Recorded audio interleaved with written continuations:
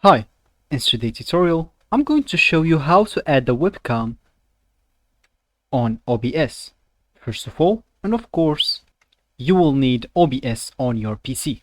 If you don't have that, just go to your browser, any browser you own or you have, then go and type download OBS last version. Click at the first link, download it. Of course, download it if you have a Windows on Windows or maybe Mac or even Linux. After that, just go set up it, launch it, and let's get started. First of all, of course, you'll need to go just here to the scene section and click at the plus icon. Here, add your scene, name it whatever you want, then click OK. Then, all you need to do, just go here, add the sources, and click add the plus icon. Then, of course, all you need to look for is video capture device. Then, name it. After you naming it, here you will choose the device that you want to take a picture with or the video with. So let's say if you have a camera, it will appear here to you. If you want to configure the video or crossbar or even deactivate it.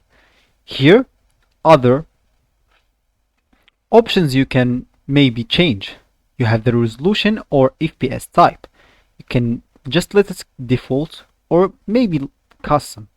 Here is the resolution, FPS, video format, color space, color range, buffering, and some other settings here. So after finishing setuping this, of course after choosing your camera, just go back here to the device. You will find, as we said, camera here, just choose it, then click out and add OK. If you don't want to do all of that, just click on defaults, then click on OK. So as you can see here, if you have a camera, your face or whatever you are taking a picture of or video of will appear here. You can adjust the size of it, and you maybe can add another thing. So maybe if you are doing a gameplay or something, just choose to do your camera here, and maybe add a window capture or display capture or whatever capture you want, and you will be done. All you need to do then, just go maybe to settings, add some hotkeys to start and stop recording, then click at apply, OK, and you will be done. So that's it for this video. I hope you like it.